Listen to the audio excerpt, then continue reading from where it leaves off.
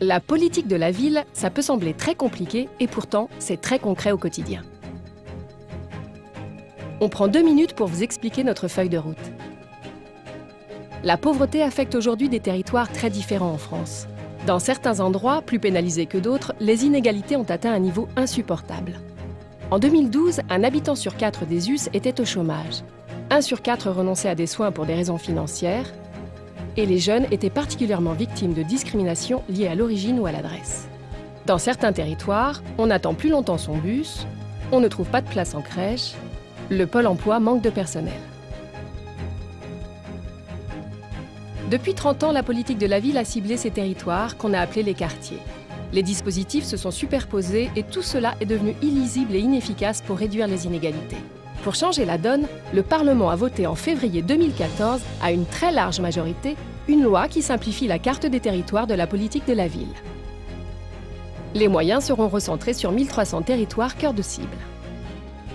Ces territoires sont définis par un critère unique, le revenu des habitants. Le critère le plus évident et le plus objectif. Quand on habite dans un territoire cœur de cible, l'État, les collectivités et les services publics prennent des engagements. Par exemple, la région s'engage à réserver au quartier 10% des fonds européens pour le développement économique et la formation. Pôle emploi renforce le nombre de conseillers dans ses agences et réserve 15 000 emplois d'avenir pour les jeunes. C'est aussi dans ces territoires que l'État créera les écoles de l'entrepreneuriat et que l'Éducation nationale cible pour les enfants 40% des ouvertures de classes en faveur de la scolarisation à 2 ans. Parmi ces territoires, 200 connaissent des difficultés supplémentaires liées à des habitats très dégradés.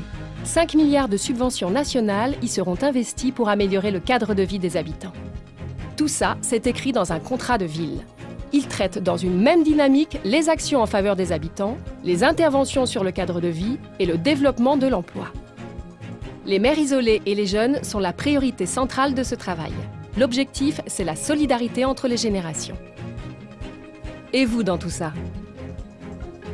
La réforme prévoit la mise en place de conseils citoyens composés d'autant d'hommes que de femmes.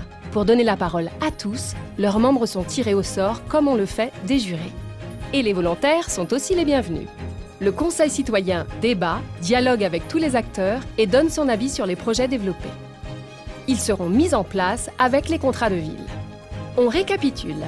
La politique de la ville, c'est une logique simple et républicaine, pour donner plus à ceux qui ont beaucoup moins. On concentre les moyens, on mobilise tous les acteurs et on vous associe aux décisions. Et si ça vous paraît plus clair, on compte sur vous pour partager la vidéo.